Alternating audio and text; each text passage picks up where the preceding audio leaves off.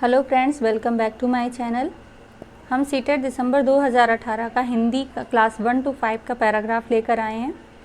तो जैसा कि हम जानते हैं कि पैराग्राफ पढ़ने से पहले हम क्वेश्चन पढ़ते हैं, तो आइए देखते हैं कि हमारा क्वेश्चन नंबर 1 और 2 क्या कह रहा है। कविता की पंक्तियों में यात्रा की किस विशेषता की ओर संकेत किया गया है, यानी कि क्वेश्चन 1 में यात्रा के बारे में पूछा गया है एंड क्वेश्चन 2 में कविता में आए सुमन और कंटक किस भाव के प्रतीक हैं। तो अब हम पैराग्राफ पढ़ते हैं। देखिए पैराग्राफ क्या कह रहा है।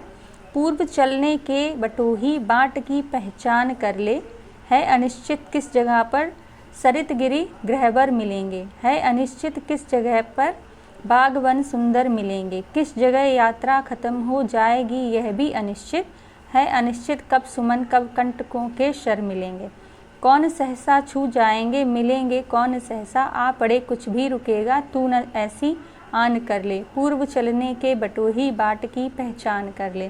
तो देखिए जो आजकल चल रहा है वही सब इसमें बताया गया कि सब कुछ अनिश्चित ही है, कोई कुछ भी निश्चित नहीं है कि कब कौन मिल जाए कब कौन छूट जाए, है ना।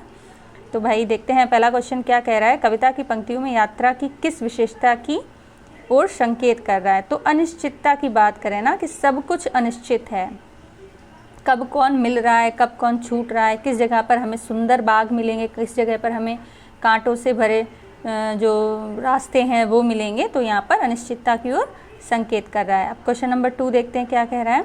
कविता में आए सुमन और कंटक किस भाव के प्रतीक हैं। तो सुमन सुख और कंटक दुख, ठीक है। सुमन सुख और कंटक दुख के बारे में यहाँ पर बात कर रहे हैं। क्वेश्चन नंबर 3 देखते हैं क्या है हमारा। कविता की पंक्तियों में कवि व्यक्ति को किस बात की प्रेरणा दे रहा है। तो वो ये क्या कह रहा है ना, पूर्व चलने को बटोही बाट की पहचान कर ले, कि सब कुछ अनिश्चित है पर फिर भी तुम्हें चलना है। तो हर स्थिति के लिए हमें आगे बढ़ना है, अपने लक्ष्य को निर्धारण करिए और चलते रहिए, दृढ़ प्रतिज्ञ होकर आगे बढ़ने की मनुष्यता को प्रतिष्ठित करता है, ठीक है। तो यहाँ पर क्या है कि हर स्थिति में आगे बढ़ने की प्रेरणा दे रहा है।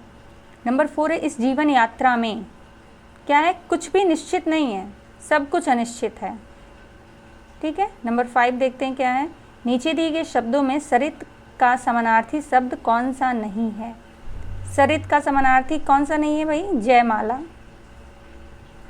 सरित सरिता तो हम जानते हैं वो तटनी नद प्रवाह ये सब जो है वो समानार्थी शब्द, जयमाला इसमें समानार्थी नहीं है। अनिश्चित शब्द में कौन सा प्रत्यय आ सकता है। अनिश्चित में कौन सा है, अनिश्चितता, है ना। तो अनिश्चित इसमें ता प्रत्यय आ सकता है।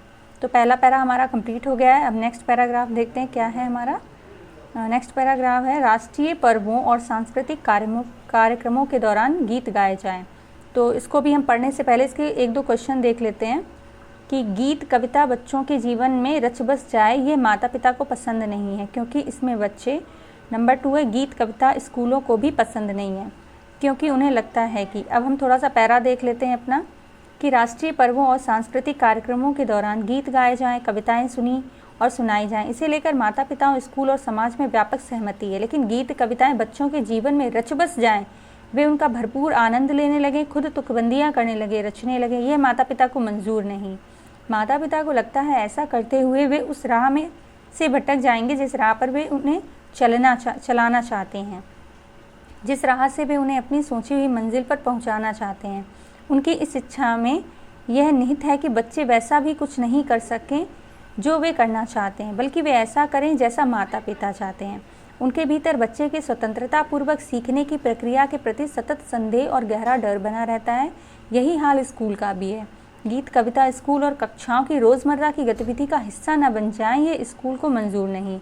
स्कूल को लगता है कि इस सब के लिए समय कहाँ है, ये पाठ्यपुस्तक से बाहर की गतिविधि है। शिक्षक और शिक्षा अधिकारी चाहते हैं कि शिक्षक पहले परीक्षा परिणाम बेहतर लाने के लिए काम करें।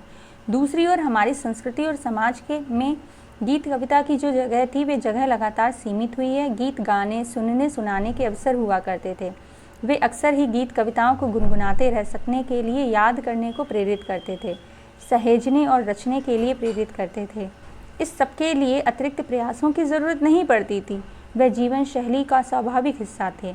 बच्चों के लिए पढ़ाई से अधिक खेलने कूदने के समय और जगह थी। खेलने कूदने की मस्ती के दौरान ही उनके बीच में से स्वतः ही नए खेलों, तुकबंदियों और खेल गीतों और बाल गीतों का सृजन भी हो जाया करता था।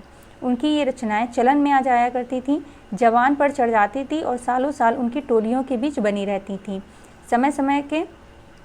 समय के साथ उनमें कुछ कमी पाए जाने पर संशोधित होती रहती थी। अब हम 7 नंबर क्वेश्चन पर आते हैं कि गीत कविता बच्चों के जीवन में रच बस जाए, ये माता पिता को पसंद नहीं। क्यों?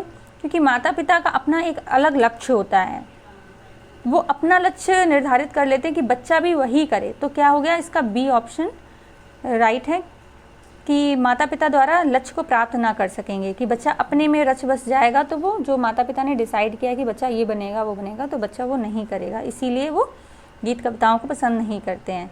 नंबर 8 क्वेश्चन है, गीत कविता स्कूलों को भी पसंद नहीं है क्योंकि उन्हें लगता है कि स्कूली पढ़ाई से इसका कोई संबंध नहीं, ये बाहर की चीज़ है ना, यही अभी हमने पढ़ा था ना पैराग्राफ में।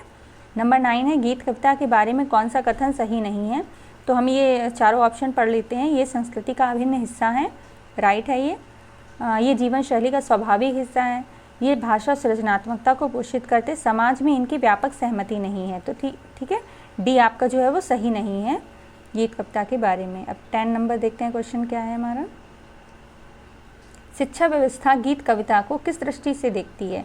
वो बाधक के रूप में देखती है। पढ़ा था ना हमने कि वो स्कूल वाले जो होते हैं वो भी ये कहते हैं कि पाठ्यक्रम से ये बाहर की चीज़ हो गई, ये हमारे कक्ष की में बाधा पहुंचाएगी। ठीक है, तो ये बाधक के रूप में है।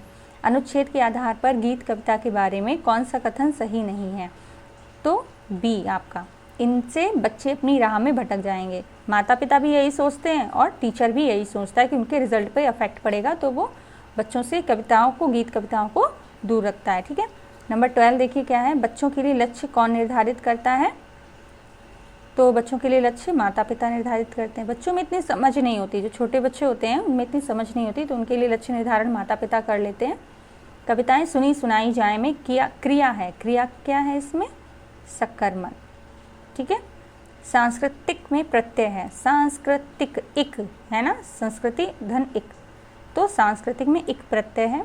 नेक्स्ट देखते हैं हमारे क्वेश्चन। मंजूर का समानार्थी शब्द है, मंजूर का समानार्थी, मंजूर का मतलब क्या हो गया भाई? कोई चीज़ हमने स्वीकार कर ली, मंजूर कर ली है ना।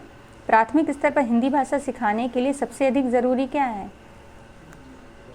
छोटे बच्चों को प्रिंट समृद्ध परिवेश चाहिए, है ना। टीचिंग लर्निंग मटेरियल ऐड के बारे में हमने पढ़ा है ना कि क्लासेस को कलरफुल कर दीजिए, वहाँ पर लेटर्स लिख दीजिए, तो हमारे में कक्षा में प्रिंट समृद्ध परिवेश होना चाहिए। वो प्राथमिक स्तर पर हिंदी भाषा और भी जो भी आपकी लैंग्वेजेस हैं उनको सिखाने में हेल्पफुल रहता है। ठीक है, तो थैंक यू सो मच। अगर आपको क्लास पसंद आई हो please like share and subscribe करना ना भूलें।